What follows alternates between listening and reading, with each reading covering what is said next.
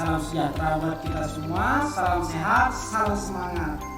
Ketemu lagi kita setelah melaksanakan ITS sebelumnya ya. ITS kemarin yang sudah kita laksanakan, alhamdulillah nilai-nilainya ya cukup menyedihkan, tapi gak apa-apa.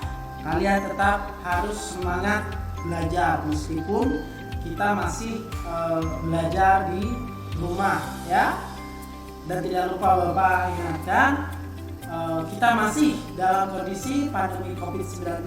Tentunya jangan lupa 3 hal yang wajib kita lakukan untuk menghindari virus corona, yaitu yang pertama, gunakanlah masker ya. Gunakan masker ketika kita keluar rumah. Yang kedua, cuci tangan menggunakan sabun minimal 20 detik ya. Kemudian hindari kerumunan ya, jaga jarak, dan jangan lupa jaga kesehatan kita dengan berolahraga teratur. Jangan sampai karena kita di rumah badan kita kegemukan ya, nanti kita kena obesitas lagi. Oke? Baik, hari ini kita akan melanjutkan pembelajaran kita yang sebelumnya, di mana kita sebelumnya mempelajari tema 3, subtema 2, pembelajaran 4. Sekarang kita akan belajar kelanjutannya, yaitu tema 3, subtema 2, pembelajaran 5 ya. Tepatnya halaman 97 sampai dengan 103. Seperti biasa, sebelum kita memulai pembelajaran, tentunya Bapak akan mengarahkan tujuan pembelajaran kita hari ini. Baik, kita mulai ya. Adapun tujuan pembelajaran kita hari ini adalah yang pertama, setelah mencari informasi, diharapkan kita mampu mengidentifikasi perubahan sosial budaya dalam kehidupan masyarakat dalam rangka modernisasi bangsa Indonesia bidang IPTEK. IPTEK itu adalah ilmu teknologi dan pendidikan dengan sistematis. Kemudian setelah berdiskusi, kita diharapkan mampu mempresentasikan perubahan sosial budaya dalam kehidupan masyarakat dalam rangka modernisasi bangsa Indonesia bidang IPTEK dan pendidikan dengan sistematis. Kemudian selanjutnya tujuan pembelajarannya adalah setelah membaca teks lagu ya, kita diharapkan mampu mengidentifikasi interval nada untuk memainkan alat musik dengan benar. Kemudian setelah berarti kita diharapkan mampu memainkan lagu menggunakan alat musik sesuai dengan interval yang ada yang tepat ya. Oke, kita lanjutkan. Pada pembelajaran kali ini kita akan mengenal tokoh yang menemukan komputer yang telah mengubah dunia dengan adanya komputer ya. Tahukah kamu penemu komputer? Apa manfaat komputer bagi kehidupan masyarakat? Mari kita jelaskan melalui bacaan berikut ini. Bacalah teks berikut. Charles Babbage ya, bukan bebek, hati. Charles Babbage mengubah dunia dengan komputernya. Charles Babbage adalah seorang ahli matematika. Beliaulah penggagas utama dalam penemuan komputer. Mesin penghitung yang ia temukan pada kisaran tahun 791 sampai 1871 adalah kalkulator otomatis pertama. Babbage terkenal dengan julukan Bapak Komputer.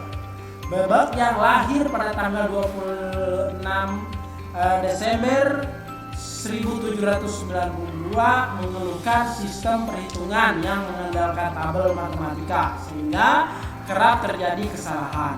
Babbage ini mengubah sistem perhitungan tersebut melalui sistem mekanik untuk menekan kemungkinan terjadinya kesalahan ya. Charles Babbage ini dia itu ada 2 versi. Ada yang mengatakan ia lahir pada tahun 1792, ada juga yang mengatakan ia lahir pada tahun 1791. Hanya tadi Bapak jelaskan di sini bahwa penemuan mesin hitung pertama yang berupa kalkulator kisaran pada tahun 1791 sampai dengan 1871 yang ditemukan oleh seorang Charles Babbage ya. Gagasan tersebut dituangkannya dalam sebuah catatan yang diberi nama Note on the Application of Machine to the Computation of Astronomics and Mathematical Table, ya. Catatan yang dibuat pada tanggal 14 Juni 1822 ini berisi tentang semua konsep komputasi yang ada dalam benaknya. Nah, sekarang setelah membaca tadi, coba kalian kerjakan tugas yang pertama, ya.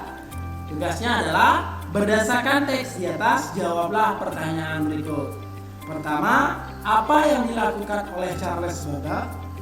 Tadi ada di dalam teks tadi, ya. Silakan dijawab. Apa dampak penemuannya bagi dunia?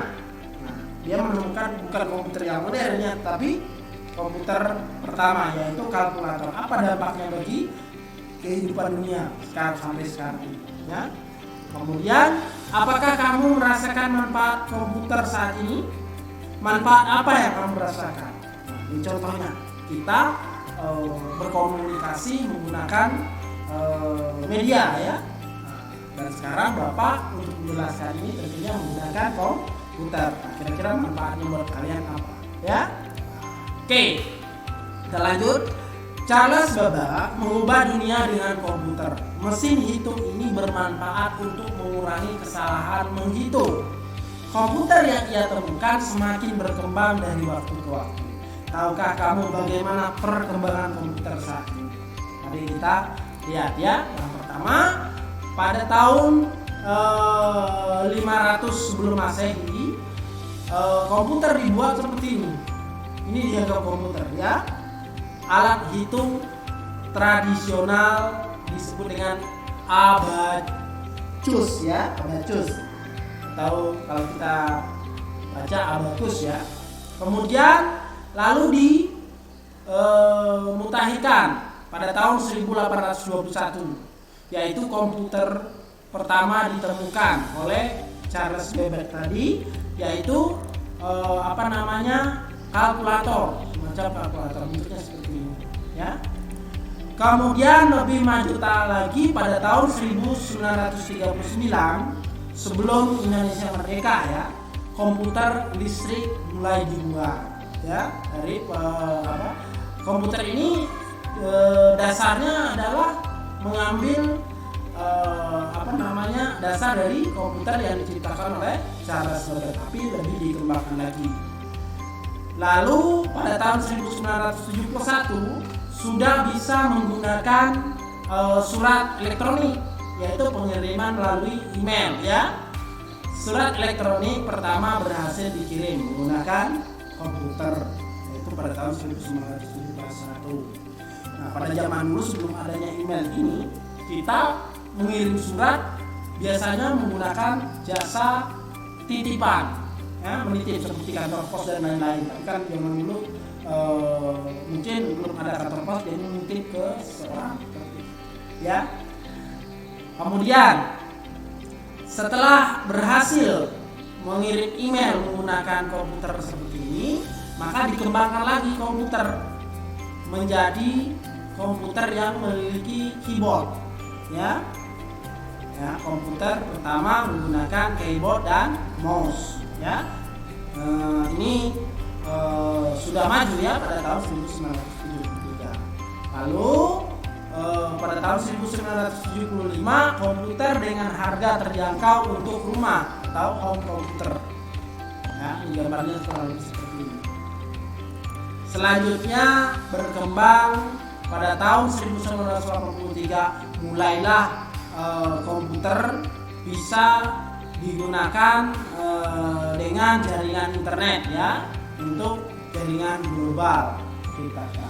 Dan pada akhirnya sekarang sudah lebih maju lagi, mulai dari tahun 1994 dimulainya penggunaan internet oleh masyarakat menggunakan komputer. Nah, sekarang bentuk komputer macam-macam, bukan hanya dalam bentuk komputer yang ada CPU-nya, tetapi sekarang banyak orang menggunakan komputer yang dibuat semini mungkin ya. Contohnya laptop, notebook, bahkan sekarang kita menggunakan sebagai alat komunikasi adalah gadget ya, atau HP ya. Oke, kita lanjut. Tugas yang kedua, berdasarkan teks di atas, jawablah pertanyaan berikut. Bagaimana perkembangan komputer? Jelaskan jawabanmu berdasarkan gambar tadi. Yang kedua, mengapa komputer terus berkembang? Yang ketiga, apa dampak perkembangan komputer bagi manusia? Oke. Keempat, apa yang terjadi jika komputer tidak ditemukan? Apalagi kalau musim seperti sekarang ini, musim pandemi COVID-19 seperti sekarang. Apa yang terjadi jika komputer tidak ditemukan? Apakah kita bisa menggunakan handphone untuk berkomunikasi atau apa? Karena handphone adalah bagian dari komputer juga, ya. Silakan dijelaskan. Oke. Kemudian, apa dampak ditemukannya komputer dalam bidang pendidikan? Apa dampak ditemukan komputer dalam bidang iptek? Silakan dijelaskan. Kalian mulai mencari informasi dari mana saja, ya, menjawab pertanyaan. Baik, ini tugas kalian yang kedua. Sekarang kita lanjutkan.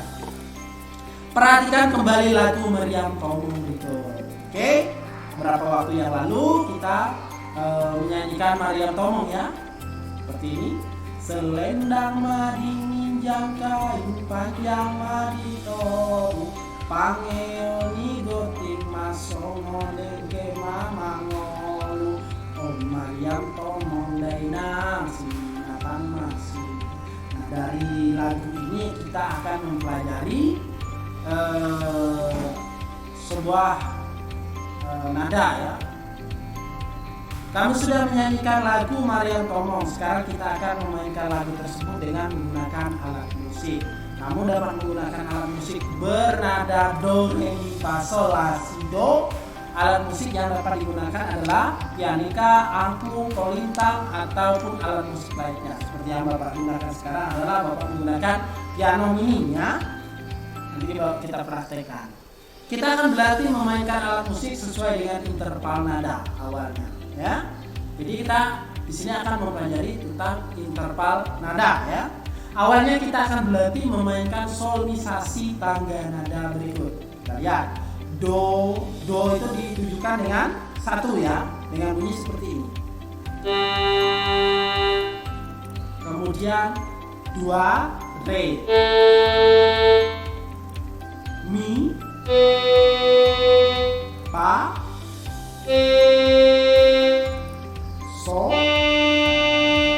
so ini menjadi bisa kita tulis sol ya, sol, la, ti, do, kembali ke do yang di atasnya ditandai dengan. Kita mulai.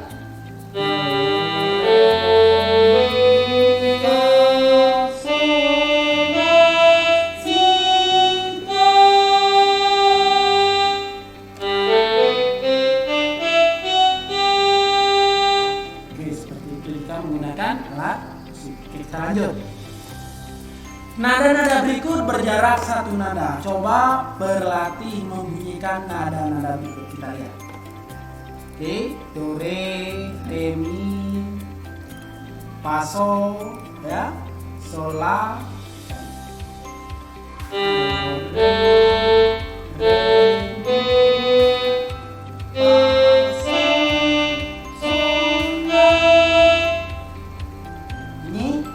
berjarak satu nada.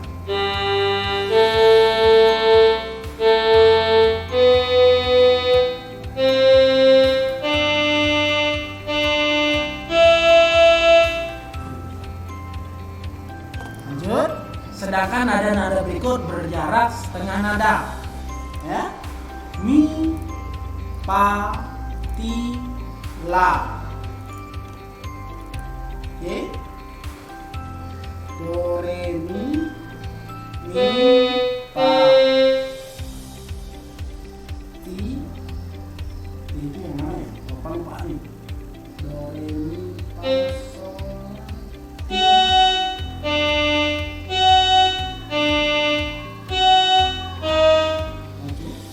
caranya. Nada-nada berikut berjarak 2 nada. Cobalah berlatih membunyikan nada-nada berikut. Nah, ya. Do, mi dari satu do itu satu ke mi, melangkahi re, ya, do mi. Satu langkah, melangkah lagi yang kedua dari do ke re, satu, re ke mi, satu lagi, jadi 2 nada.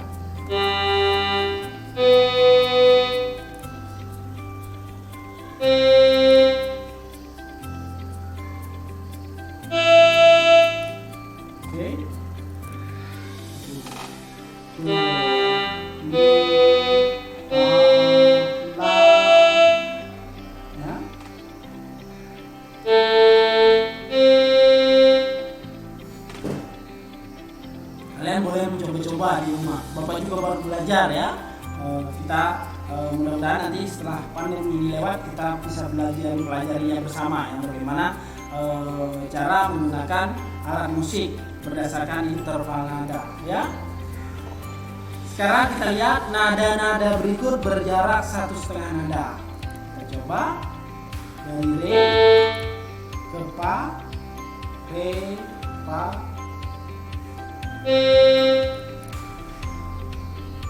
mi, sol, la, do,